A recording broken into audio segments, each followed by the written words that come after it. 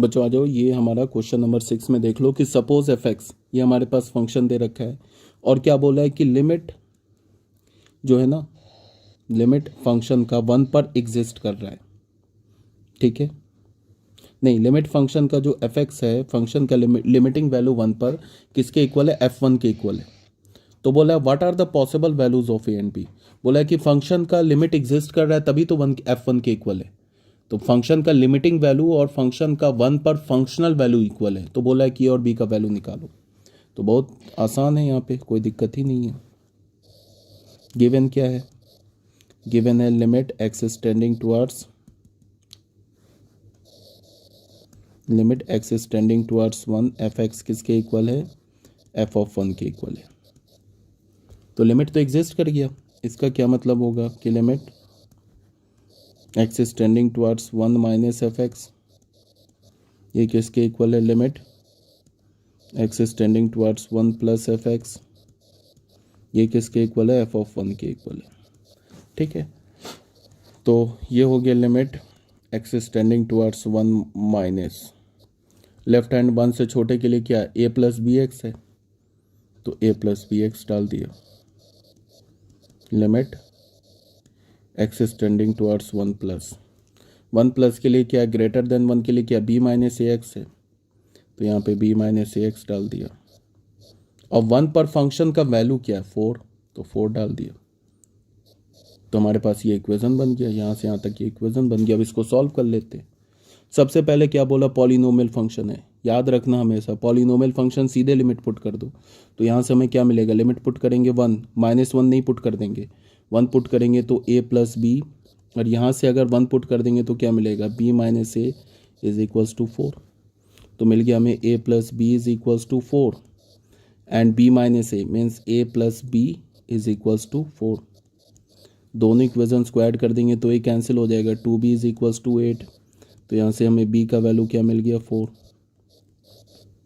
ठीक है, b का वैल्यू 4 किसी में डाल दो, इसमें ही डाल देते, तो क्या हो जाएगा, a प्लस बी 4 के इक्वल है ना। तो यहाँ से b का वैल्यू तो a plus 4 is equals to 4। तो यहाँ से हमें a का वैल्यू क्या मिल गया, 0। a और b का वैल्यू बोल रहा था निकालने के लिए, मिल गया। ये हो गया a का वैल्यू और ये हो गया b का वैल्यू। ठीक है, यहाँ तक तो कोई दिक्कत नहीं है। बच्चों आ जाओ नेक्स्ट टॉपिक में, अलजेब्रा ऑफ लिमिट्स में। याद होगा तुम्हें कि मान लो कि स्टार्टिंग में हमने क्या किया था, फंक्शन को ऐड किया था, सब्ट्रैक्ट किया था, मल्टीप्लाई किया था, डिवाइड किया था। जैसे हमने क्या ऑलरेडी बता रखा है तुम्हें कि हमारे पास एक y is equals to F X function है। ठीक है, इस फंक्शन का फंक्शन जो हमारा का डोमेन D1 है और इसका कोडोमेन ऑल रियल नंबर है। और एक दूसरा हमने फंक्शन लिया y is equals to g x function लिया। इस फंक्शन का जो डोमेन है वो क्या है, इसमें हमने ऐसे बोला कि यहाँ पे जो हमारा g फंक्शन है इसका डोमेन क्या हो गया, D2 से लेके कोडोमेन क्या हो गया, ऑल रियल नंबर। तो पहले ये तो मैं तुम्हें जो ऑलरेडी बता चुका हूँ वो बता रहा हूँ। तो f प्लस जी फंक्शन, इसका डोमेन क्या होता था, D1 इंटरसेक्शन D2 से, या f प्लस जी की जगह मैं डायरेक्ट दोनों को मिला देता हूँ। पहले क्या बताया था, f प्लस माइनस जी, ऐड करो या सब्ट्रैक्ट करो। इस फंक्शन का डोमेन क्या होगा, D1 इंटरसेक्शन, दोनों के डोमेन के इंटरसेक्शन से ऑल रियल नंबर पे। और डिफाइन कैसे करते थे, f plus minus g, x को क्या बोलते थे हम, f x plus minus g x for all x belonging to domain. Domain क्या है, D1 इंटरसेक्शन D2, ऐसे बोलते थे। मल्टीप्लाई कैसे करते थे, f इंटू जी फंक्शन, इसका भी डोमेन क्या होगा, D1 इंटरसेक्शन D2 से ऑल रियल नंबर होगा। और क्या बोलते थे, f इंटू जी एक्स क्या होता था हमारा, f x into g x for all x belongs to D1 intersection D2। और डिफाइन कैसे करते थे, f इंटू जी एक्स को क्या बोलते थे, F x into g x. ठीक है, थर्ड में क्या था हमारा, एफ अपॉन जी। ये फंक्शन क्या होता है, D1 इंटरसेक्शन D2 से माइनस में से हमें उस एक्स को हटाना है जहाँ पे डिनोमिनेटर वाला फंक्शन ज़ीरो हो रहा है, से लेके कोडोमेन क्या था, ऑल रियल नंबर। और डिफाइन कैसे करते थे, f upon g x is equals to F x upon g x. ठीक है, फॉर ऑल एक्स, डोमेन क्या है इसका, D1 इंटरसेक्शन D2 से उस एक्स को हटाना है जिस एक्स पर डिनोमिनेटर फंक्शन ज़ीरो हो रहा है। ये सब ऑलरेडी बताया जा चुका है, ये अभी मैं नहीं सिखा रहा हूँ। मैं क्या सिखा रहा हूँ, अलजेब्रा ऑफ लिमिट, वो देखो। अब यहाँ से देखो, let limit x is tending towards A f x l के इक्वल है, and limit x is tending towards a g x m के इक्वल है। मतलब कि कोई फंक्शन एफ एक्स है, उसका ए पर लिमिटिंग वैल्यू एल है, और जी एक्स फंक्शन है, उसका ए पे लिमिटिंग वैल्यू एम है। और यहाँ पे क्या बोला, if l and m exist, that is a finite number.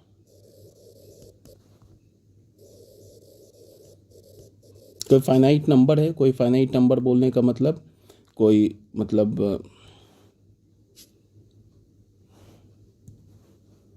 Finite number, finite number बोलने का मतलब कोई रियल नंबर है।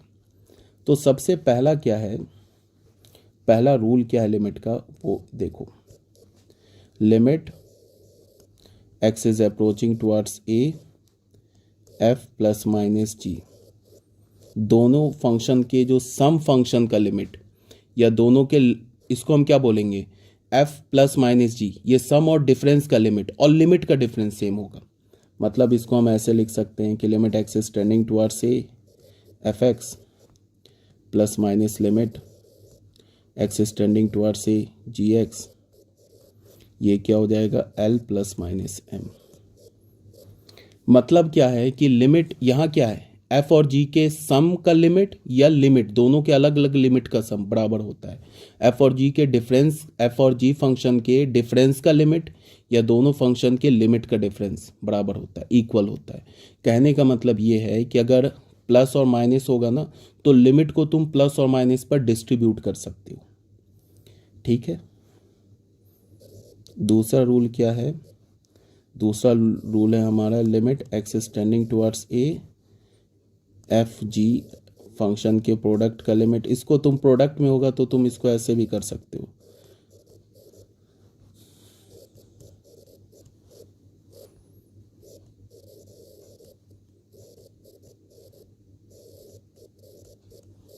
ऐसे लिख सकते हो। मतलब क्या, एल इंटू एम, दो फंक्शन के प्रोडक्ट का लिमिट और लिमिट का प्रोडक्ट इक्वल होता है। मतलब दो फंक्शन अगर मल्टीप्लाई में लिखा है ना, तो उसको तुम लिमिट के से डिस्ट्रीब्यूट कर सकते हो। मतलब एफ इंटू जी एक्स, इसको लिख सकते हो limit f x x is tending towards a into limit g x x is tending towards ए।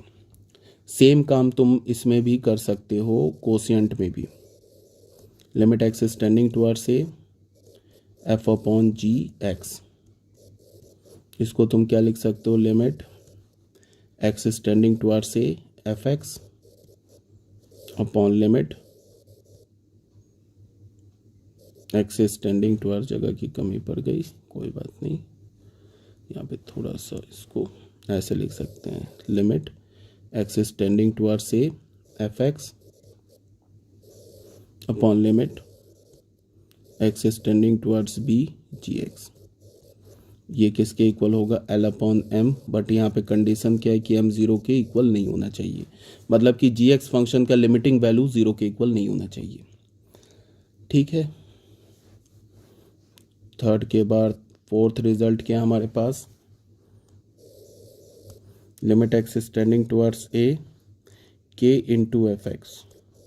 कोई कांस्टेंट फंक्शन मल्टीप्लाई है ना, तो उसको तुम लिमिट से बाहर निकाल सकते हो। Limit x is tending towards A f x where k is a constant.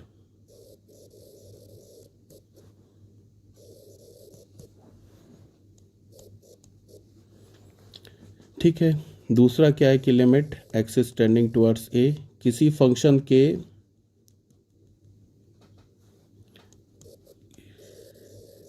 Limit x is tending towards a, किसी फंक्शन के मॉड का लिमिट या लिमिट का मॉड इक्वल होता है। ऐसे लिखो या ऐसे लिखो, limit x is tending towards A f x, और इसका लिमिट क्या एल, तो इसको हम लिख सकते हैं मॉड ऑफ एल। ठीक है, और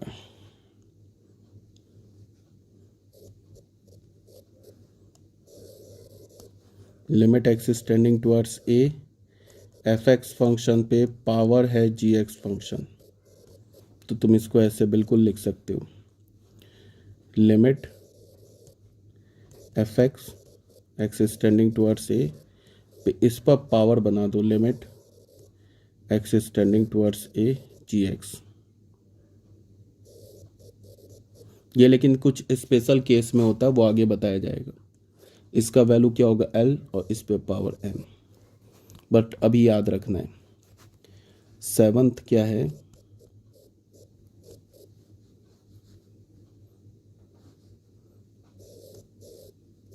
एफ एक्स जो होगा less than equals to g x होगा for every x in the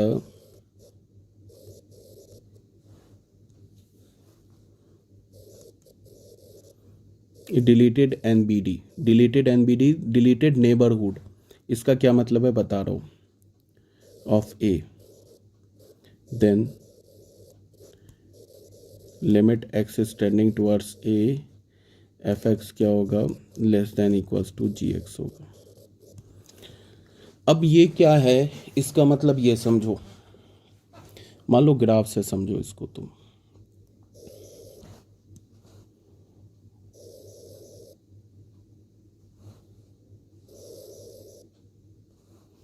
मान लो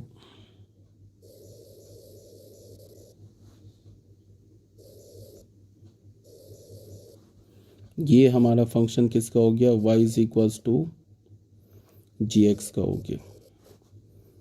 ये काम करते ग्राफ को थोड़ा और ना अच्छे से कर लेते हैं समझाने के पॉइंट ऑफ व्यू से। मान लो ये हमारा ऐसे करके फंक्शन है, दूसरा फंक्शन ऐसे करके यहाँ पे मिल रहा है, जाके ऐसे फंक्शन है। ये कर्व हो गया हमारा y is equals to g x का, और ये कर्व हो गया हमारा किसका, y is equals to F x का।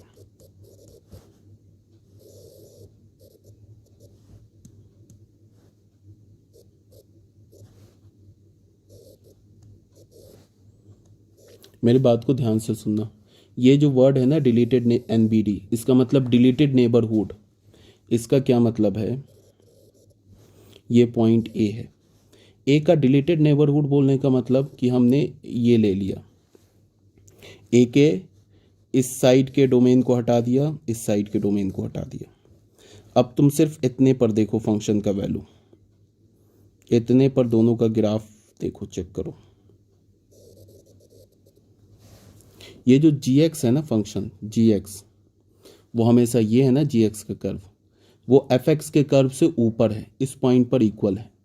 तो एफ एक्स जो होगा इसको हम ऐसे लिख सकते हैं, कैसे लिख सकते हैं हम लोग, कि जो एफ एक्स है हमारा वो less than equals to g x है, और इस पॉइंट को अगर मान लो हमने बोल दिया ए माइनस एच, और इस पॉइंट को हमने बोल दिया ए प्लस एच बोल दिया, where h is greater than zero, h हमारा पॉजिटिव है। ठीक है, एच को पॉजिटिव बोल दिया, अब मान लो और ये भी बोल दिया and H is tending toward zero भी बोल दिया, तो ये बहुत छोटा इंटरवल बन गया। एक का हमने डिलीटेड नेबरहुड ले लिया, बहुत छोटा इंटरवल बन गया। अब इस छोटे इंटरवल में ये जो हमारा चीज़ है ये ट्रू है, तो अगर ऐसा है तो इसका जो लिमिटिंग वैल्यू होगा ना ए पर एफ एक्स का, वो भी लेस और इक्वल ही होगा x is approaching to a g x के, ये बोला जा रहा है। अगर फंक्शन या तो जी एक्स के इक्वल या जी एक्स से छोटा है तो फंक्शन का जो लिमिटिंग वैल्यू होगा ना एफ एक्स का ए पर, वो क्या होगा, या तो for all x belongs to, ऐसे ले लो ए माइनस एच से लेके ए प्लस एच, ठीक है। ए माइनस एच से लेके ए प्लस एच इस इंटरवल में आ जाएगा। इस इंटरवल में क्या होगा कि जो फंक्शन का लिमिटिंग वैल्यू होगा, इस इंटरवल में काम करते हैं हम लोग, एक ना लेके भी देख लेते हैं, दिखा देता हूं मैं तुमको। मान लो इस इंटरवल में मैंने एक पॉइंट ये उठा लिया, इस पॉइंट से एक लाइन ड्रॉ किया, यहां पे ड्रॉ किया। अब ध्यान से देखो इस पॉइंट का, इस पॉइंट ये क्या होगा, इसने इस इंटरवल में इस पॉइंट पर जो एफ एक्स का, सॉरी हाँ एफ एक्स, ये एफ एक्स का लिमिट क्या होगा, ये वाला जो, ये वाला किसका कर्व है, यहाँ पे ये जो वैल्यू आ रहा है, यहाँ पे ये जो वैल्यू आ रहा है, ये किसका वैल्यू आ रहा है, ये जो वैल्यू आ रहा है, ये लिमिट किसका आएगा, जी एक्स का लिमिट आएगा। और यहाँ पे ये लिमिट किसका आ जाएगा, यहाँ पे ये लिमिट एफ एक्स का लिमिट आ जाएगा। अब देखो ना ये पॉइंट है, इसको तुम लेफ्ट से और राइट से अप्रोच करोगे तो जी एक्स तो इस पॉइंट को अप्रोच करेगा और एफ एक्स इस पॉइंट को अप्रोच करेगा, तो एफ एक्स का लिमिटिंग वैल्यू जी एक्स के लिमिटिंग वैल्यू से कम नहीं आ गया, आ गया ना। अब अगर तुमने एक्स का वैल्यू ए ले लिया तो फिर एफ एक्स का लिमिटिंग वैल्यू किस पॉइंट को अप्रोच करेगा, इस पॉइंट को, ये पॉइंट को, ये जो पॉइंट दिख रहा है इस पॉइंट को अप्रोच करेगा। एफ एक्स का भी लिमिटिंग वैल्यू और जी एक्स का लिमिटिंग वैल्यू दोनों करेगा, इसका मतलब फिर एफ एक्स और जी एक्स का लिमिटिंग वैल्यू इक्वल आ गया। तो ये याद रखना है, ठीक है। अब एक समथिंग कॉल्ड सैंडविच थ्योरम बता देता हूँ, देख लो 8th में क्या है, सेम लॉजिक पे। ये कौन सा है, 7th।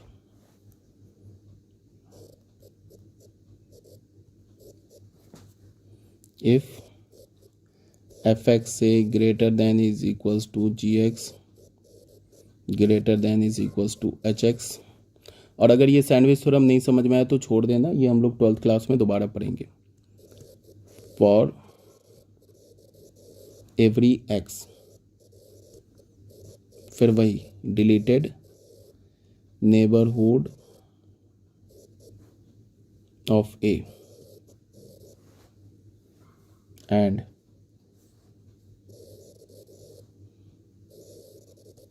limit x is tending towards a, fx is equals to L is equals to limit x is tending towards a hx, then limit x is tending towards a gx भी L होगा। इसे हम बोलते हैं sandwich rule. Sandwich rule बोलो या sandwich theorem बोलो, एक ही बात है। अब इसका क्या मतलब है वो तुम सुन लो बात को ध्यान से, पहले मैं ग्राफ से बताता हूं।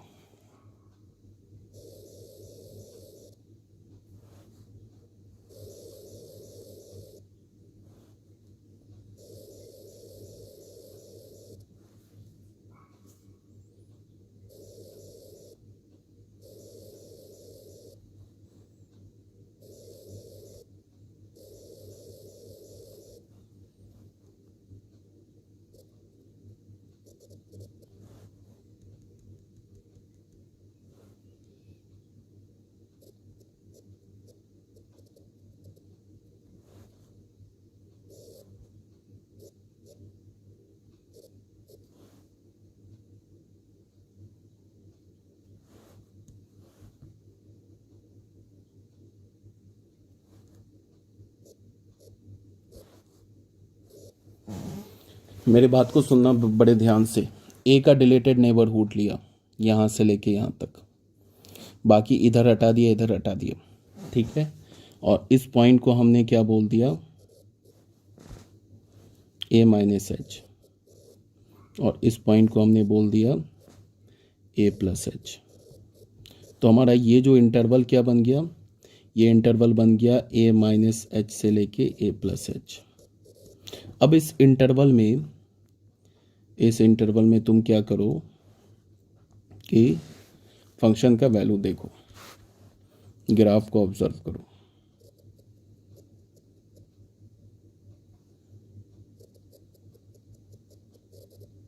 इस इंटरवल में ये जो कर्व है, ये हमने सबसे बड़ा कौन है, एच एक्स। ये है y is equals to h x. उसके बाद ये जो कर्व है ना, ये उससे नीचे ये कर्व क्या हमारा y is equals to g x, और ये कर्व क्या हमारा y is equals to F x. अब तुम्हें आगे नहीं देखना है, सिर्फ इसी इंटरवल में देखो। इस इंटरवल में ये वाला कंडीशन सेटिस्फाई हो रहा है क्या? बिल्कुल हो रहा है। ए पर तीनों फंक्शन का वैल्यू बराबर है, और किसके इक्वल है? इस पॉइंट को मान लो हमने 0, अल्फा बोल दिया, तो अल्फा के इक्वल है। और ए इस इंटरवल पे और कोई पॉइंट उठा लो, कहीं पे भी कोई पॉइंट उठा लो, तो देखो एच एक्स का वैल्यू सबसे ज़्यादा है, ठीक है, यहाँ भी दिख रहा है। उसके बाद जी एक्स का वैल्यू क्या है? उससे छोटा है, ये है ना जी एक्स फंक्शन। बस यहाँ से लेके इतने ही कर्व को देखो, ये कर्व, इसी इंटरवल के कर्व को देखो, ये कर्व और ये कर्व, इतने ही कर्व को देखो इस इंटरवल के। तो एफ एक्स का वैल्यू क्या है? सबसे एच एक्स का वैल्यू सबसे ज़्यादा है। उसके बाद फिर जी एक्स का वैल्यू सबसे छोटा, एफ एक्स का वैल्यू। सिर्फ इसी इंटरवल में देखना है। अब यहाँ पे क्या बोल रहा है कि अगर ए कोई एक पॉइंट ए है, उस पर एफ एक्स का लिमिटिंग वैल्यू, मतलब कि इसका लिमिटिंग वैल्यू और इसका लिमिटिंग वैल्यू ये इक्वल हो जाए, तो जो बीच वाले में जो ये जी एक्स फंक्शन है ना, सैंडविच्ड है किसके? एच एक्स और एफ एक्स फंक्शन के बीच में। सैंडविच का क्या मतलब होता है? बीच में दबा हुआ है। जी एक्स फंक्शन एफ एक्स और एच एक्स के बीच में दबा हुआ है। तो अगर बोला है कि किसी लिमिटिंग वैल्यू पर एफ एक्स और जो सबसे छोटा और जो सबसे बड़ा फंक्शन है, इसका किसी पॉइंट ए पर अगर इन दोनों का लिमिटिंग वैल्यू इक्वल हो जाता है, तो उस पॉइंट पर जी एक्स का भी लिमिटिंग वैल्यू इक्वल ही होगा। मतलब एफ एक्स का लिमिटिंग वैल्यू एल हो गया सबसे छोटे वाले का, और सबसे बड़े वाले का फंक्शन का भी लिमिटिंग वैल्यू ए पर एल हो गया, ठीक है। इसको मैं एल मान लेता हूँ।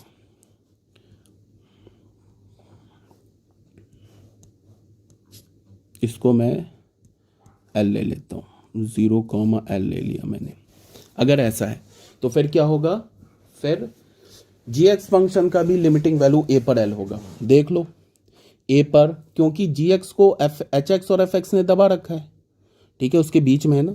तो अब यहाँ पे क्या है कि तुम इसको ऐसे देखो कि ए पॉइंट पर एच एक्स का लिमिटिंग वैल्यू क्या होगा? बिल्कुल एल होगा। ए को लेफ्ट से अप्रोच करो, ए को राइट से अप्रोच करो। एफ एक्स इसी एच एक्स फंक्शन का लिमिटिंग वैल्यू क्या होगा? एल होगा। इसी एल को अप्रोच करेगा ना एच एक्स का वैल्यू, और एफ एक्स फंक्शन का भी लिमिटिंग वैल्यू ए पर एल होगा। तो देख लो जी एक्स का भी ए पर एल होगा। यही बोला, this is the sandwich theorem. और नहीं समझ में आ रहा है तो कोई टेंशन वाली बात नहीं है, छोड़ दो इसको, हम लोग आगे डिस्कस करेंगे। नेक्स्ट जो है हमारा, इसमें 12th क्लास में मैंने बोला कि लिमिट पढ़ेंगे, तो उसमें आगे हम लोग डिस्कस करेंगे, तो टेंशन लेने की ज़रूरत नहीं है। एक लास्ट थ्योरम है, वो देख लो, थ्योरम नंबर 11, ये 9।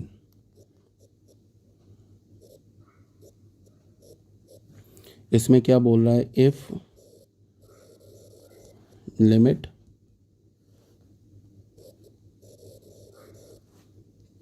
X is tending towards A, f x हमारा प्लस इन्फिनिटी के इक्वल है, प्लस इन्फिनिटी के इक्वल हो और माइनस इन्फिनिटी के इक्वल हो, then limit x is tending towards a 1/f(x) 0 के इक्वल होगा। ये तो बहुत इजी है समझना। अगर मान लो कि एफ एक्स, अगर मैं एक्स को ए की ओर अप्रोच कर रहा हूँ, तो F X function positive infinity को अप्रोच कर रहा है या माइनस इन्फिनिटी को अप्रोच कर रहा है, तो उसका रेसिप्रोकल, अगर मैंने बोला कि एफ एक्स का, अगर मान लो कि ये लिखा हुआ है, ये लिखा है x is approaching to a, f x अगर प्लस इन्फिनिटी को अप्रोच कर रहा है, तो एफ एक्स फंक्शन का जो रेसिप्रोकल फंक्शन होगा वो किसे अप्रोच करेगा? 0 को अप्रोच करेगा, राइट हैंड साइड से। बिकॉज ये क्या होगा 1/f(x) फिर किसे अप्रोच करेगा 1/f, यहाँ पे ये प्लस इन्फिनिटी को अप्रोच कर रहा है, ये वाला जो फंक्शन है ये 1/f(x) प्लस इन्फिनिटी को अप्रोच कर रहा है, मतलब बहुत बड़ा नंबर बनता जा रहा है, तो उसका रेसिप्रोकल किसे अप्रोच करेगा, 0 को अप्रोच करेगा, बट पॉजिटिव होगा, तो हम ऐसे बोल सकते हैं 0 प्लस की ओर जाएगा। तो मैंने बोला ना कि y में प्लस और माइनस नहीं बताते, किस में प्लस और माइनस बताते, किस में लेफ्ट हैंड लिमिट और राइट हैंड लिमिट बोलते हैं x में, तो ये क्या हो जाएगा 0 की ओर अप्रोच करेगा, हम ऐसे बोलेंगे। और अगर लिमिट हमारा x is approaching to a f(x) अगर माइनस इन्फिनिटी को अप्रोच कर रहा है, मतलब कि अगर मैं x को a की ओर ले जा रहा हूँ तो फंक्शन f(x) जो है वो माइनस इन्फिनिटी को जा रहा है, तो 1/, ये अगर बहुत छोटा नंबर है तो उसका रेसिप्रोकल अगेन 0 को अप्रोच करेगा, बट लेफ्ट हैंड साइड से, तो हम लोग क्या बोलेंगे लेफ्ट, और ये 1/f(x) क्या हमारा y है ना, तो y हमारा 0 को अप्रोच करेगा लेफ्ट हैंड साइड से, बट मैंने क्या बोला कि प्लस ये y में प्लस और माइनस नहीं बताते, तो फिर अगेन हम क्या बोलेंगे 1/f(x) किसे अप्रोच करेगा 0 को। तो ये याद रखना। इसके बाद हम लोग कुछ इनडिटर्मिनेट फॉर्म पढ़ेंगे, उसके बाद फिर हम लोग उस पर बेस क्वेश्चन करेंगे नेक्स्ट वीडियो में। ओके।